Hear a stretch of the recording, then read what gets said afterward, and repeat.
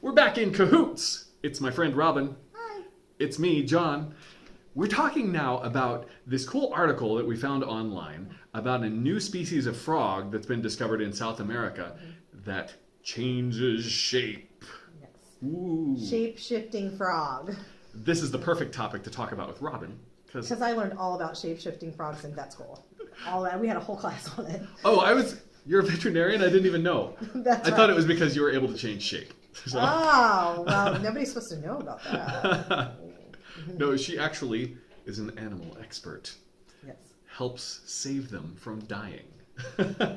Well, and I had to read this article just in case a shape-shifting frog ever shows up at the veterinary hospital to know what to expect. It may just blend right into the exam table and I wouldn't know it's even there. Your whole office may right now be covered in these frogs. That is the whole apartment that we're sitting in maybe as well. They're everywhere. Yeah. It's behind you. Look out. I don't think they're shape-shifting attack frogs. I think you're okay. They're not shape-shifting yet. poison dart frogs. Woo! Now, yes, if one mated with a poison dart frog, wow. Yes. I've got we have a new genetic experiments. biological They're in the weapon. works.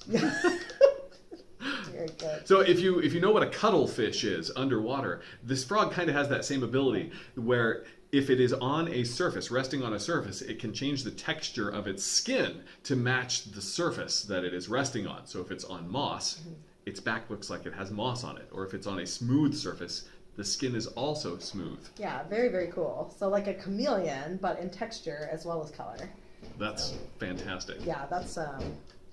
A cuttlefish is one of my favorite underwater animals because it can change the texture, it can change its own shape, it squishes in, and color. They're fascinating. If you don't know what that is, you should do a search. Yes, So. very cool. Well, I was telling John that one of my favorite veterinary patients of all time was a frog. And I think back so fondly on this frog because... How big of a frog is this? It was a little tree frog. Just about that big. Yeah. That big. Yeah. And this was back when I was in veterinary. I was actually a senior veterinary student, and this was at Colorado State University, and I was on the exotics rotation that week. And this little frog comes in, and this belongs to one of the college students, and the frog was very, very sick. Oh no. It had eaten some of its moss that is in the bottom of its aquarium, and that moss then got impacted in its intestine, and it could not move, and so this frog was basically dying. And she came in with the frog, and she's like, I'm a student, I don't have a lot of money. I know it's just a frog, but I love the frog, and it's my pet, and this is very sad. And we agreed with her; it was very sad. And we decided we were going to pull out all the stops to save this frog for $99.